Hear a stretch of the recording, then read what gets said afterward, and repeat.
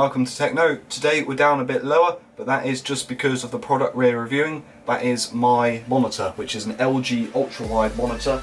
It's certainly very good for editing videos, pictures, and something I would recommend to anyone that is going to be using it for that kind of medium, as the colour reproduction on this is great.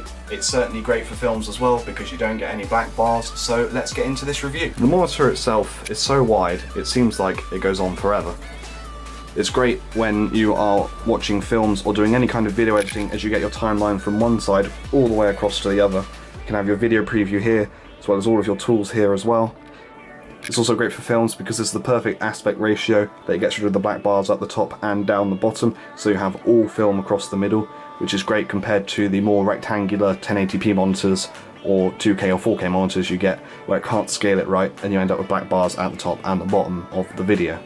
The monitor itself has a really intuitive menu. Just below the LG logo down here there is a little joystick, which when flicked around you can go into all sorts of different menus, which is great for moving around, changing the settings.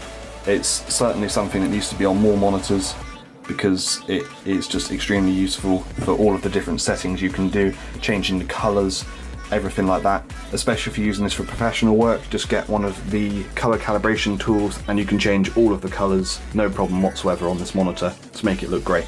This monitor is one of the cheaper ranges from LG. It's not curved or 2K or 4K or anything like that. It's slightly above 1080p, but for the work I'm using it for, I think it's great, and it's certainly better than buying something, say, like Apple's current external display, which you can buy, that they haven't updated for ages.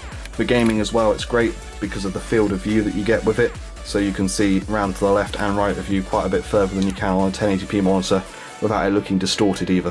One of the nice things, as you can see underneath the monitor, is the stand is very sleek. It has a nice clear back to it, which is certainly very cool. It allows you to see your wall behind it, which gives the impression that the monitor is actually floating. However, down the back is fairly glossed, so dust and things get stuck to this fairly easily. It does, however, have DisplayPort inputs and HDMI inputs, so you can have all sorts of different things on the screen. It's also got a nice cable hook here as well.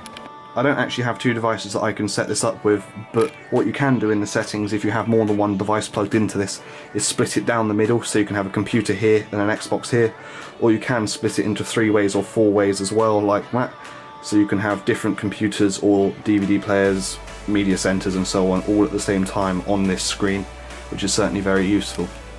It's also great if you're using this for web browsing and multitasking on things like Word and Excel, because you can have Word on one side and Excel on the other, and Windows 10 automatically blocks it together in 4s or 2s depending on how many programs you wish to have open, which is certainly very useful for university work or Photoshop work where you're trying to get from one program to another quickly. Overall, I think that this is one of the best performing widescreen monitors you can currently get.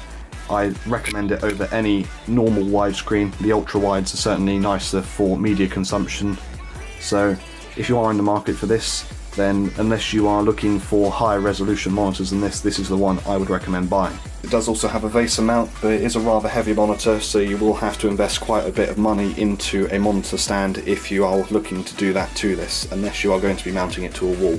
So thanks for watching, and I hope this video has been insightful to you about this LG ultra-wide monitor.